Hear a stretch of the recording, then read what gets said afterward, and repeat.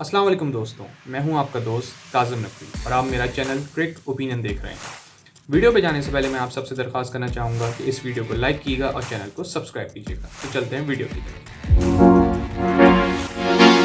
कि आज से कुछ दिनों पहले हमारे प्राइम मिनिस्टर साहब ने शहबाज शरीफ साहब ने एक प्रेस कॉन्फ्रेंस की थी जिसमें एक सहाफ़ी ने उनसे एक सवाल पूछा था कि रमीज़ राजा का मुस्तकबिल क्या हो सकता है और आप कुछ फ़ैसला उस पर कर सकते हैं या नहीं। तो प्राइम मिनिस्टर साहब ने हमें ये जवाब उस पर दिया था कि हम इस पर मुशावरत से फ़ैसला करेंगे। तो जहाँ तक उनकी बातों से अंदाज़ा हो रहा था कि मेरे ख़्याल में अभी वर्ल्ड कप तक तो कोई चेंज मुझे नज़र नहीं आता पीसीबी के अंदर। और जहाँ तक मुझे लगता है कि वर्ल्ड कप के बाद भी थोड़ा-सा मुश्किल हो जाएगा इनको चेंज करना प्राइम मिनिस्टर साहब को रमीज़ राजा साहब के मुतालिक। क्योंकि अगर हम रमीज़ राजा साहब के टेन्योर का जायज़ा लेते हैं, रमीज़ राजा की जो अपॉइंटमेंट हुई थी वो हमारे former prime minister Imran Khan साहब ने की थी, जो कि लास्ट ईयर हुई थी। तो रमीज़ राजा के आने के बाद हमने पीसीबी में क्या-क्या चेंजेस देखे हैं।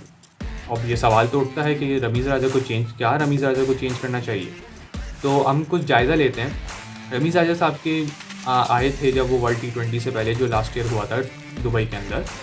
तो उनके आने के बाद हमने कुछ चेंजेस देखे। जैसे हमने देखा कि पीसीबी का मीडिया की पीआर वगैरह और मीडिया स्ट्रेटजी चेंज हुई। फिर मीडिया को जिस तरह से हैंडल किया गया, स्पॉन्सर्स हमारे पास लाए गए। जैसे कि आपको याद है कि पिछले साल जो हमारा वर्ल्ड कप हुआ था उसमें जो हमारे कोचेस की जो भी फ़ी थी, जो भी वेजेस थे उनके, वो एक बैंक ने अदा किए थे।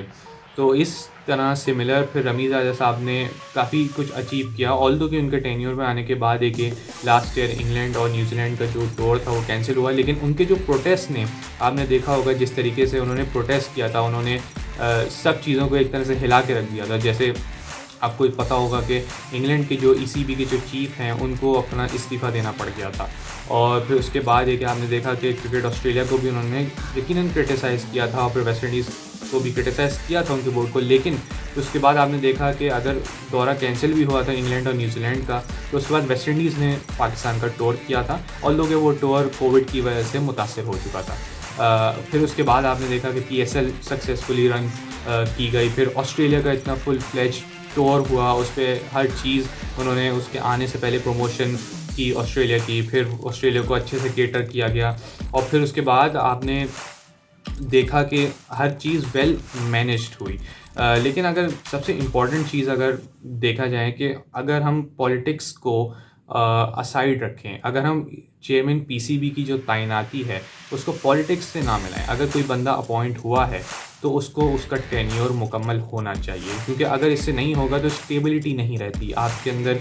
आपको जो है एक इंस्टीट्यूशन के अंदर, जैसे आप देखें कि अगर आप पॉलिटिकल बुनियादों पे अगर आप सिर्फ चेंज कर देंगे। रमीज़ राजा साहब का जो बेसिकली आपने देखा कि एक सबसे इम्पोर्टेंट फैक्टर रहा कि वो इतने सालों में जब तक पीसीबी चेयरमैन तैनात होते रहे उसमें पहले टेस्ट क्रिकेटर हैं, फॉर्मर टेस्ट क्रिकेटर हैं जो कि इस ओहदे पे आए हैं। और उन्होंने यकीनन अपने ताल्लुकात को भी इस्तेमाल किया, अपनी जो है वो मीडिया को भी काफ़ी अच्छे से मैनेज किया, प्रमोशंस किए और काफ़ी हद तक चीज़ों को बेहतरी की तरफ लेके गए। जैसे कि उनका रीसेंट जो कदम आपने देखा पीजेएल पाकिस्तान जूनियर लीग, जो कि मैं समझता हूँ कि बहुत रिमार्केबल उनका एक स्टेप है, क्योंकि इससे ये होगा कि जो फ्यूचर के स्टार्स हैं, ऑल्दो अभी तक वो स्टार बने नहीं है, लेकिन वो स्टार आपको दिखता है जब कोई चीज़ टीवी पे दिखाई जाती है और उस पर बुनियादी पर कमर्शियल्स और स्पॉन्सरशिप्स आते हैं, तो यकीनन उस हर जो बच्चा आपको खेलते हुए दिखता है उसके अंदर वो टैलेंट यकीनन जब तक वो दिखेगा नहीं, कैसे आप उसको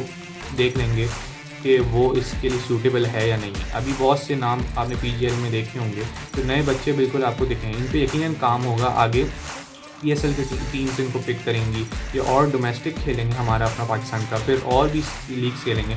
इसी तरीके से आपको देखने को यकीन आगे इससे बेहतरी ही होगी। तो रमीज़ राजा साहब के जो प्रोजेक्ट्स हैं वो मेरे ख़्याल में अब तक रिमार्केबल रहे हैं। और एक अगर हम इसको पॉलिटिक्स में से अलग रख के करेंगे तो मेरे ख़्याल में मैं भी ये समझता हूँ कि इससे सेंस प्रिवेल होगा, इससे आपकी इंस्टीट्यूशन की बिल्डिंग होगी। आप देखें कि अगर क्रिटिसाइज़ आप कर देंगे किसी भी चीज़ को तो वो बर्बादी की तरफ जाता है। तो मैं और हमारे जितने भी क्रिकेट फैंस हैं, हम लोग जज्बाती बहुत हैं और हम लोग क्रिकेट से अपनी बहुत ज़्यादा मोहब्बत करते हैं। तो आई थिंक मैं समझता हूँ कि हमें यकीनन इस चीज़ से बालातर होकर हमारी जो करंट गवर्नमेंट है इसको भी चाहिए कि इस चीज़ को अभी तो फ़िलहाल मुझे लगता है कि कोई चेंजेस नहीं होने वाले पीसीबी के अंदर। लेकिन हो सकता है कि अगर फ्यूचर में, अभी आपको पता है कि वर्ल्ड कप है, वर्ल्ड कप के बाद यकीनन कोई ना कोई चेंजेस आपको हो सकते हैं, दिखते हैं। लेकिन अभी फ़िलहाल कोई रमीज़ राजा साहब के जाने का कोई इम्कान मुझे नज़र नहीं आता। और लेकिन उनके पीछे जो है वो काम है, उनका काम यकीनन उन्होंने किया है, काफ़ी हद तक चीज़ों को बेहतरी की तरफ लेके गए हैं। उन्होंने इंफ्रास्ट्रक्चर पे बात की है, उन्होंने पिचेस पे बात किया, ऑल्दो कि वो हो नहीं पाई क्योंकि वो लॉजिस्टिक्स इश्यूज़ थे, तो वो उसमें नहीं हो पाया। लेकिन वो एक सही तरफ उन्होंने डायरेक्शन दी है। मैंने पीसीबी का काम काफ़ी क्लोज़ली मॉनिटर किया। पिछले 1 साल के अंदर काफ़ी हद तक हमने बेहतरी देखी है, क्योंकि एक टेस्ट क्रिकेटर जो होता है वो क्रिकेट को बहुत अच्छे से समझ सकता है। पिछले हमने देखा कि ब्यूरोक्रेट्स आके गेमैन बनते रहे, ऑल्दो उन्होंने भी काम किया अपनी जगह, जैसे नजम सेठी सर थे, फिर उससे पहले ज़फ़र अशरफ साहब थे, फिर शहरियार ख़ान साहब थे। लेकिन नजम सेठी के दौर में पीएसएल का लॉन्च होना, और आज देखें वो तनावर दरख्त बन चुका है हमारी क्रिकेट के लिए।